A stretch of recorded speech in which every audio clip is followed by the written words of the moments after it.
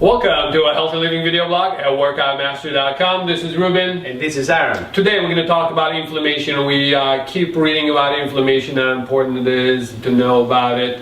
This is the thing.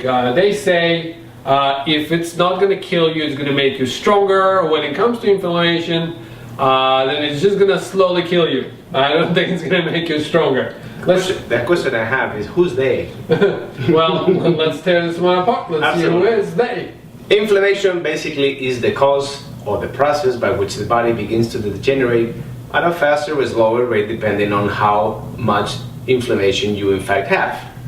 I think inflammation by far is one of the most uncommon, unseen and undiagnosed by medical professionals of what's going on with our health. And it's very important to begin to identify what causes inflammation, the process of what inflammation happens through, and what can we do to ameliorate the effects that inflammation can have in our bodies so we can enjoy happy, productive, healthy lives. That is absolutely correct. When it comes to inflammation, we always, not always, most of the time, tend to perceive it as something that's been caused by either bacteria, virus, or injury. So that we think of it as inflammatory response. Rarely do we think that the food that we consume can create inflammation. So what we want to talk today about is that food is actually a major source of inflammatory response, believe it or not. And some foods tend to be very inflammatory and some foods tend to be anti-inflammatory. So some foods you can actually take it out of your diet and create a better environment for your body to live. And some foods that you can add to your diet and create a better conditions for your body to thrive. Absolutely, to speed up the process of becoming non-inflamed and be healthy and restore function. So let's talk about what it is exactly happened to the person when they eat inflammatory food. Well, to put it in simple context, basically the cells in your body, the membranes of the cells begin to break down. And in that breakdown, what occurs is that a lot of the contents of the cell begin to leak out, while at the same time, some of the other components, in your body begin to infiltrate those cells. This actually brings the function of the cell to a complete arrest. So the function becomes, the cell itself becomes, useless in the sense that it cannot produce energy or do its job. Well, its function, it just doesn't function up to the standard. Absolutely. So therefore it's not making good energy for you or bringing energy where it has to go.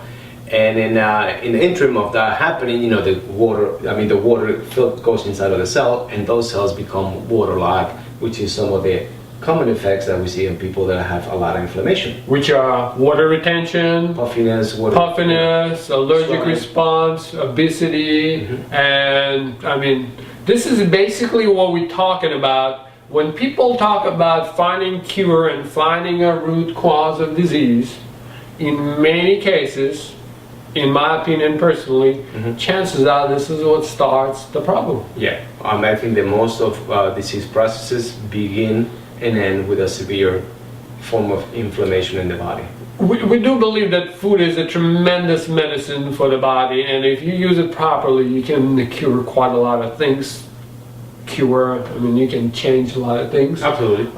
Or you can continue creating chaos in your body. Yes. Yeah. So let's talk about what do you think are inflammatory foods. By far, the number one cause of inflammation in people due to consumption of food is going to be the consumption of polyunsaturated fatty acids, which we have spoken earlier this past week on an episode, actually. The past episode. So polyunsaturated fats, PUFAs, they actually contribute to a lot of inflammation of the body, which in my opinion, if you want to begin to heal yourself and to enjoy better life, better health, that's the first thing that you will have to eliminate in your diet.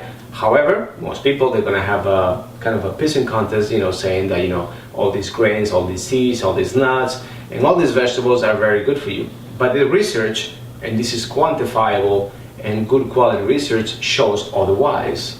So, besides the research, Ruben, there is a quite substantial amount of physical evidence of people following and actually experiencing good results with it. If they choose to follow to experience what they're going through, a lot of people think that it's that there's a research and there's experimental results, which are both valid. I find that it's quite difficult sometimes for people that consume a lot of grains to tell them to stop eating them because they don't think that they can feel a little better. The basis of what they feel every day for them is normal, but they don't realize that if they actually stop eating the same thing that they've been consuming for the past 25 years or so, that they will start feeling better. So as far as a valid point for them to actually quantify their health, they don't have a difference. They don't have, the basis is what they already feel.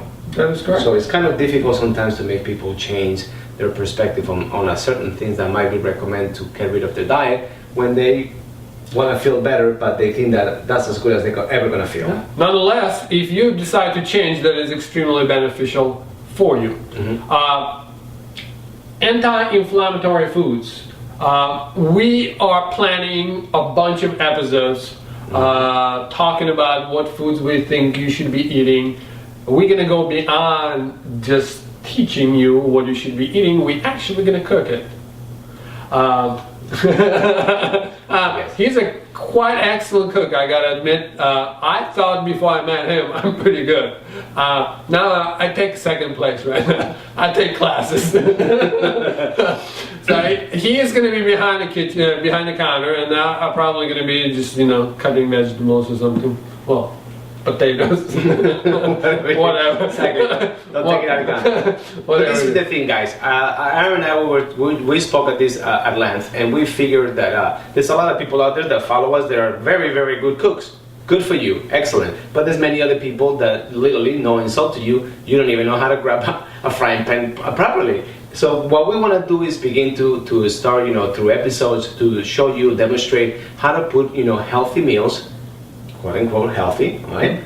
And how to do that in an easy way. So you don't have to have a lot of ingredients. You don't have to have high-end pots and pans and knives and this, the other. I don't care what you have. The fact of the matter is that you're using good ingredients, and whenever you can purchase better equipment, if you feel that that's your heart's desire, you do that. If not, it's okay with me. Not only that, you don't have to purchase a very expensive food either. To eat healthy, you don't have to spend a lot of money. We'll teach you how to do it. And that's going to be at the core of the episode, that you can eat a very, very good food that's completely anti-inflammatory, that can really put you in the health and the road to recovery from anything that you might be not feeling so good about. And it's going to be simple. We're going to make it as easy for you. We're going to put emphasis on desserts because I absolutely love them. And the funny thing that when you make desserts that are actually nutritious, dude, can life get any sweeter than that?